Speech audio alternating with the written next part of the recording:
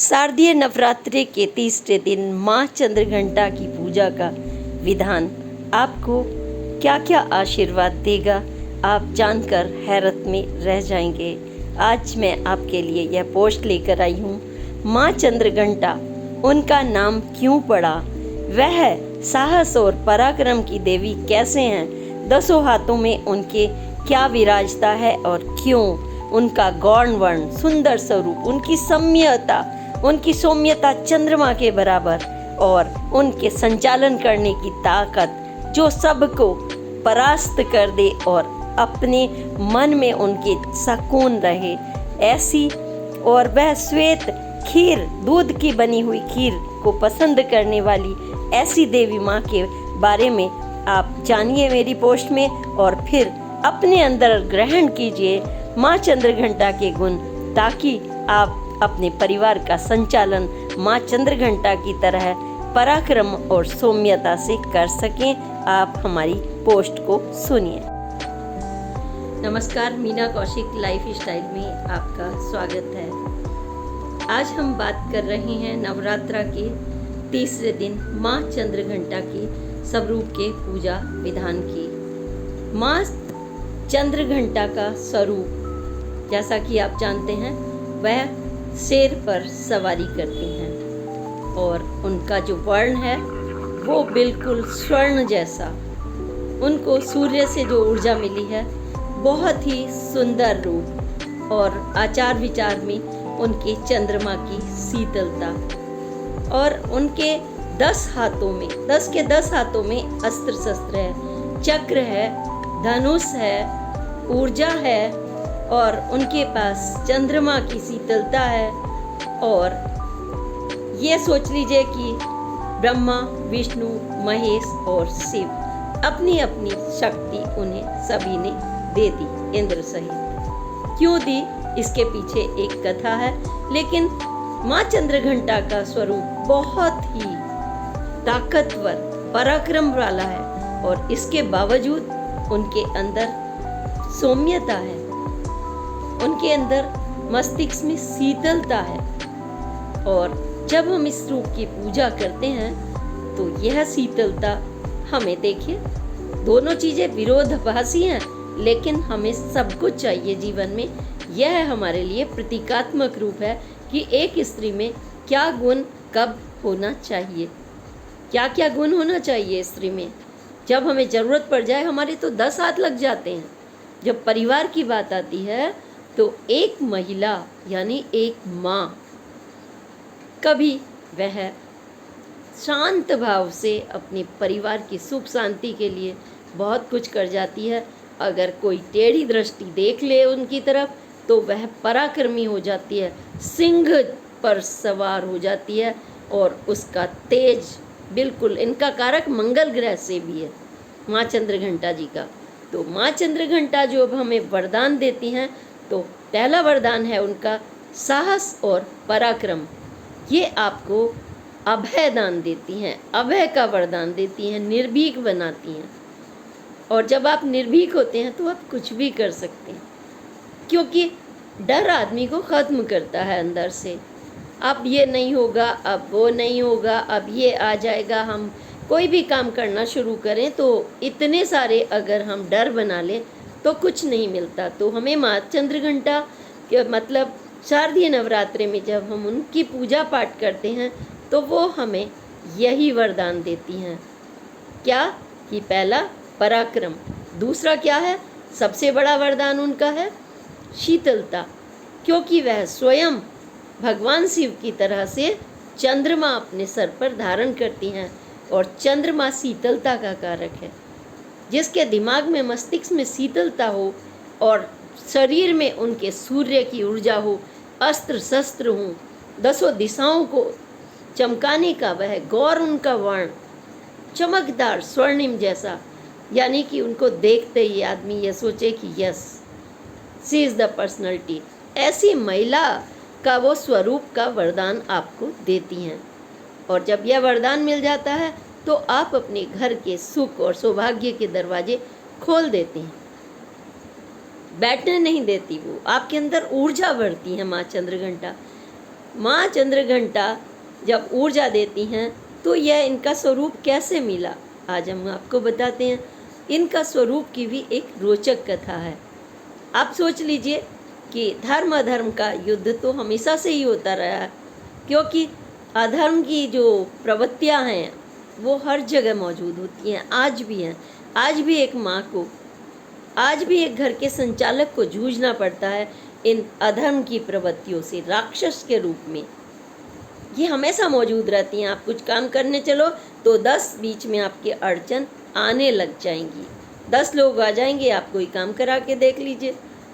इसी तरीके से जब देवताओं के समय की बात है, ये पौराणिक मान्यता है कि जब वो देवता जो भी काम करते थे तो महिषासुर नाम का जो राक्षस था, बस उन्होंने आतंक मचाना शुरू कर रखा था। वो किसी को नहीं बख्श रहे थे, इंद्र जैसे देवता को नहीं बख्श रहे थे। वो परेशान हो गए और हाहाकार मचा। तो ऐसे में देवता इकट्ठे होकर ब्रह्मा विष्णु महेश के पास पहुँचे। वो हमारे पैतृक की तरह से हैं, यानी कि आज भी हम अपने मार्गदर्शन अगर लें, संदेश एक एक पर जाइए आप। यह नहीं कि बस हमने प्रसाद चढ़ाया और पूजा करी, आरती करी और हमने उनसे कुछ नहीं ग्रहण किया। आप उनके स्वरूप को 2 मिनट बैठिए, हाथ जोड़कर देखिए कि माँ क्या संदेश दे रही हैं। जब भी आप किसी व्यक्तित्व से मिलते हैं तो आप 2 मिनट देखिए उनके अंदर का पराक्रम, उनकी अच्छाई बुराई आपको सब सामने आ जाएगा। दोनों पक्ष, एक अच्छा और एक साहस वाला और एक वो, हर एक का आ जाएगा सामने, और जो मौके पर सबकी ज़रूरत पड़ती है। तो माँ चंद्रघंटा का नाम पहले क्यों पड़ा, अभी मैं राक्षसों की बात पूरी कर लेती हूँ। तो उन्होंने आतंक मचा रखा था। ब्रह्मा विष्णु महेश को ये सुन के बहुत गुस्सा आया। आज भी हम कह देते हैं ना, उसकी इतनी मजाल, जब उनको मुंह से गुस्सा निकला इतना बुरी तरह से, तो उनके गुस्से से जो एक दिव्य ऊर्जा निकली, और दिव्य ऊर्जा जब मुंह से निकली तो वो दिव्य ऊर्जा का रूप ले लिया माँ चंद्रघंटा ने। माँ चंद्रघंटा 3 शक्तियों का प्रतीक, पहले मतलब जहाँ से उन्होंने जन्म लिया एक तरह से, और उसके बाद जब उन्होंने ब्रह्मचारिणी का, ये पार्वती माता का ही स्वरूप है चंद्रघंटा। ब्रह्मचारिणी ने पहले तपस्या की, कठोर तपस्या करके शिव जी का लक्ष्य प्राप्त किया। पहला संदेश आपको मिला, दूसरा संदेश आपको मिला, और तीसरा संदेश क्या मिला माता से, आपने एक के बाद एक जो संदेश ले रहे हैं, तो वह यह मिला कि आपको पराक्रम और मस्तिष्क में शीतलता, यानी कि गुस्से में आप अपना आपा खो बैठो। किसी पे घर में गुस्सा आया आपा खो बैठो, नहीं, आपको अपने लक्ष्य को साधना होता है। आपका लक्ष्य अच्छा होना चाहिए, सकारात्मक होना चाहिए। दुष्ट प्रवृत्तियों को भी आपको खत्म करना पड़ता है। दुष्ट प्रवृत्तियों पर भी हम इग्नोर नहीं कर सकते, उनको भी समाप्त करना जरूरी होता है, क्योंकि अगर हम किसी की एक गलती को ढकते हैं तो फिर वो धीरे धीरे 10 गलतियां करता चला जाता है। ब्रह्मा विष्णु महेश ने अपनी अपनी ताकत दे दी। विष्णु जी ने कहा मेरा चक्र है, ये लो काट डालो। सीधी सी बात है भाई, बुराई को तो काटना पड़ेगा, बुरी मानसिकता को काटना पड़ेगा। जो राक्षस प्रवृत्ति होती है, उस प्रवृत्ति में जो दुर्गुण होते हैं उसको खत्म करना होता है। सूर्य ने अपनी ऊर्जा दे दी, धनुष, और शिव जी ने शीतलता। उनके हाथों में गदा है, उनके हाथों में धनुष है, उनके हाथों में चक्र है, उनके हाथों में कोमलता भी है, सब कुछ उनके पास है, पराक्रम भी और आपके लिए वरदान भी। जो सकारात्मक लोग हैं उनके लिए हमेशा उनका हस्त ऐसे रहेगा ऊपर अपनी संतान के लिए, और हम सब उन्हीं की संतान हैं। माँ पार्वती और शिव जी की संतान हैं, हम उन्हीं का अंश हैं। तो कैसे भूल सकते हैं हम अपने कर्तव्य को? क्या हम निर्भीक ना बने, डर कर बैठ जाएं? क्या हम आलसी बने? हमारे पास ऊर्जा भरती है माता। यह नहीं है कि आप खाए और सो गए, नहीं। आप स्त्री हैं ये भी नहीं कह सकते। वह तो दुर्गा माँ जब रूप लेती है तो 9 रूप लेती है, और वो सारे रूप आपकी सृष्टि का संचालन करते हैं। तो उन्होंने इंद्र ने उनको दिया अपना घंटा, और उन्होंने शिव जी ने दिया उनको चंद्र, इसीलिए उनका नाम चंद्र घंटा पड़ा। और ताकि मस्तिष्क उनका, वो शिव जी स्वयं भी धारण करते हैं, और ये शादी के बाद इन्होंने विवाहित रूप आने पर यह रूप लिया माता पार्वती ने चंद्र घंटा का। बहुत ही सौम्य और सुंदर रूप, आकर्षक रूप, सिंह पर सवार, गौर वर्णा, एकदम सौम्य, आंखों में सौम्यता, और लेकिन पराक्रम की मूर्ति। जिसने चंद्र घंटा माँ को प्रसन्न किया, धूप दीप जलाकर घट स्थापित हम पहले दिन कर देते हैं। 9 दिन जो हमारी पूजा करती है, हमें 9 रूपों को लेना है, ग्रहण करना है उन्हें पूजा करके। ऐसे क्योंकि स्मरण करेंगे तो आप उनके एक एक रूप का ध्यान भी करेंगे, और जब ये रूप आपके अंदर आता है तो वास्तव में आप अपने घर की बहुत अच्छी संचालक साबित होती हैं, और समाज के लिए बहुत अच्छा नेतृत्व कर सकती हैं आप। आपके अंदर वो क्षमता होनी चाहिए। अपना स्वाभिमान कभी ताक पर मत रखिए, ना परिवार का, क्योंकि आपको किसी से कुछ लेना नहीं है। आपको पराक्रम करना है और आपको देना है, तो क्या देना है?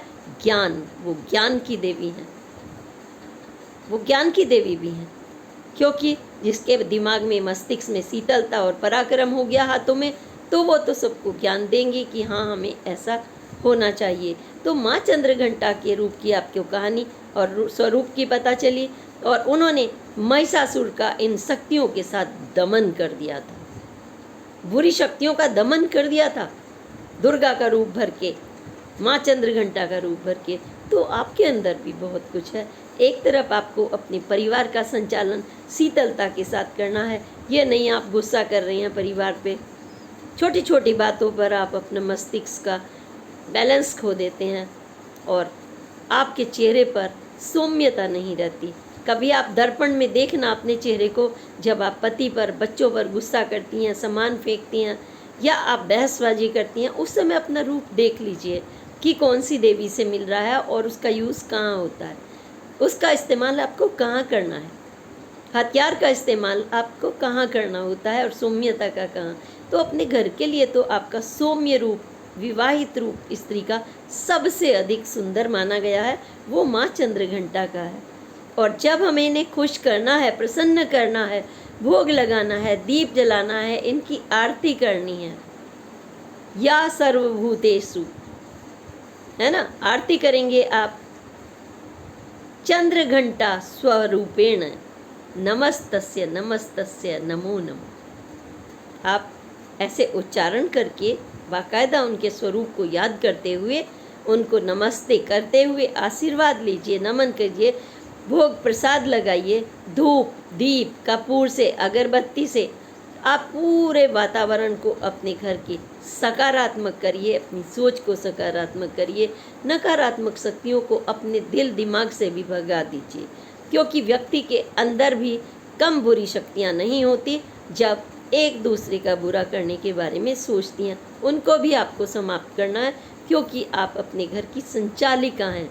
आपको अपने पराक्रम का इस्तेमाल सकारात्मक करना है, अच्छे के लिए करना है। ये तो आपको मिला, लेकिन अब आप प्रसन्न कैसे करेंगे, मन में शीतलता कैसे लाएंगे? ये हमारे नक्षत्रों से भी इनका नाता है देवियों का। वो क्या खाती हैं, क्या पसंद करती हैं, क्या है।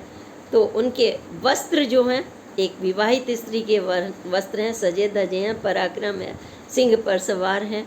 खाने के लिए श्वेत वस्त्र वो पसंद, मतलब श्वेत चीज़ों को पसंद करती हैं, जैसे खाने में जो शीतलता देता है मस्तिष्क को, खीर, दूध से बनी हुई खीर आप खुद भी खाइए और देवी माता को पहले चढ़ाइए, अर्पित कीजिए, फिर अपने बच्चों को दीजिए। आपका भी दिमाग ताकि कूल रहे, संतुलित रहे, किसी भी छोटी छोटी बात पर आप सिंह पर सवार तो हो जाएं, लेकिन कहाँ सवार होना है यह आपको ज़रूर स्मरण रहे, क्योंकि हमें अपने ही लोगों के बीच में तो अपना रूप नहीं दिखाना।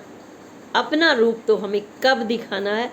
जब आपकी ज़रूरत पड़े, आपके पति काम पर गए हुए हैं, कोई आपको जरा सा भी, तब ले लीजिए आप वो रूप, वो ले लीजिए, आप दिखा दीजिए आप कौन हैं। कभी मत डरिए, क्योंकि डर आदमी को अंदर से खत्म करता है। और आपको क्या डरना, आप तो शिव की संतान हैं, आपको डरने का कोई नहीं। जिसने शिव और माँ पार्वती के को अपना मानकर ये सोच लिया कि वही है, तो उनका कोई कुछ बिगाड़ ही नहीं सकता। तो आप जैसे पहले दिन किस चीज़ का हमने बताया आपको, पहले दिन घी का प्रसाद लगता है नवरात्रि में, दूसरे दिन शक्कर का लगता है। आज मैंने ऐसे ही बताया ये खीर का लगता है। फिर हम चौथे दिन का भी आपको बताएंगे और माँ के चौथे स्वरूप की भी आपसे चर्चा करेंगे। और आपसे यह ज़रूर मैं बार बार अनुग्रह करती हूँ कि देवी माता की जब हम पूजा कर रहे हैं तो ये औपचारिकता नहीं, पूरे परिवार के सामने बैठा कर ये बातें करिए कि ये भगवान शिव के माथे पर चंद्रमा क्यों दिख रहा है, या सूर्य के तेज क्यों है, उसका मंगल ग्रह से क्या नाता है, पराक्रम से है, किस चीज़ से है, कर्म शक्ति से, ऊर्जा से है, या अंधकार का नाता किससे है, आलस्य से है, प्रमाद से है ना, नेगेटिव ताकतों से। जो भी नेगेटिव ताकतें हैं वो अंधेरे की शरण में जाती हैं। कोई भी बुरा कारनामा जब वो करती हैं तो वो अंधेरे का इंतजार करते हैं, अंधेरा कोना, सुनसान कोना। तो वे नकारात्मक शक्तियों से आपको हमेशा दूर रहना है। वो कैसे दूर रहा जाता है, आपका अपना पराक्रम, आपका अपना विवेक, आपकी अपनी बुद्धि और आपका ऊर्जावान होना। तो इस तरह से आज मैंने बताया कि आप धूप दीप के साथ पूरे परिवार के साथ माँ के तीसरे स्वरूप की पूजा करते हुए चंद्र घंटा का स्वरूप आप ले लीजिए। फिर देखिए आपके घर के कैसे भाग्य के सितारे चमकेंगे। और जब आपका सौम्य रूप होता है ना, और पराक्रमी भी होता है, सुंदर भी होता है, आपके चेहरे पर आत्मविश्वास की चमक भी होती है, आपके पति भी अच्छे से काम कर पाते हैं। जब उन्हें एक मुस्कुराहट मिलती है, आपके बच्चे को जब सौम्यता मिलती है, तो उनके मार्क्स भी अच्छे आते हैं। अगर नहीं आप गुस्सा करते हो हर वक्त, तो आपके चंद्रमा बिगड़ जाएगा, परिवार, बच्चे जो हैं बिल्कुल बेकार, कितना भी उनके दिमाग हो वो भूल जाएंगे, पढ़ नहीं पाएंगे अगर पेरेंट्स उनके गुस्सा करते हैं, क्योंकि वो तो हर वक्त डर में ही बैठेंगे, तो उनका चंद्रमा खराब हो जाता है। इसलिए चंद्रमा को बनाए रखने के लिए प्यार, सौम्यता अपने अंदर रखिए और फिर देखिए आपका व्यापार दौड़ेगा। जिस क्षेत्र में भी हैं आप सफलता मिलेगी, बंद किस्मत के दरवाजे खुल जाएंगे, अड़चन आ रही हैं खत्म हो जाएंगी। लेकिन इससे पहले आप इतना जरूर स्मरण रखिए, जब हमने घट स्थापना में जो बताया था वो सब भगवान गणेश की पूजा, माँ सरस्वती की पूजा, आपको शिव जी की पूजा और अपने बाबा बजरंगबली जी, कृष्ण लड्डू गोपाल भोग लगाइए। आप सबसे पहले तो गणेश जी और कृष्ण लड्डू गोपाल जी को ही भोग खिलाते हैं ना। तो ये सब करके अब मैं उम्मीद करती हूँ इस स्वरूप को आप जरूर अपने अंदर लाएंगी। और जो पराक्रम है, पुरुष वर्ग भी, बेटा बेटी पति भी अपने अंदर, क्योंकि भगवान शिव तो अर्धनारीश्वर हैं, उनके अंदर दोनों रूप दिखाई देते हैं। तो इस नारेश्वर का मतलब ये बिंदी टीके कपड़ों से नहीं होता, वह होता है कि एक तरफ वो माँ का भी दायित्व निभाते हैं और पिता का भी। वो समय समय पड़ने पर आपको दायित्व एक दूसरे से लेना पड़ता है। माँ कोई नौकर और चाकर नहीं होता, तब हमें शिव अर्धनारीश्वर, इसीलिए हमारी माँ दुर्गा ने तमाम रूप आपको दिए हैं 9 के 9 दिन। और जब हम विजयादशमी मनाते हैं किसी भी कार्य के लिए और धर्म पर, अधर्म की जब लड़ाई होती है धर्म अधर्म की, तो अधर्म पर धर्म की जब जीत होती है, तब आपके चेहरे पर भी एक खुशी होगी चारों तरफ जीत की। वही खुशी जो भगवान श्री राम ने स्वयं, पूरी अयोध्या ने जश्न मनाया। आज हम सब विजय दशमी का पर्व मनाते हैं। इसी के साथ आपके लिए भी मैं शुभ कामनाएं देती हूँ, विजयादशमी की भी और नवरात्रों की भी, कि आपके ये जो भविष्य है, आपकी संतान है और आप हैं, सदा सुखी रहें, प्रसन्न रहें, माता का आशीर्वाद आपको हमेशा मिले, प्रभु की अनुकंपा हमेशा बनी रहे। अगली पोस्ट तक के लिए प्रणाम। जय हिंद, जय भारत।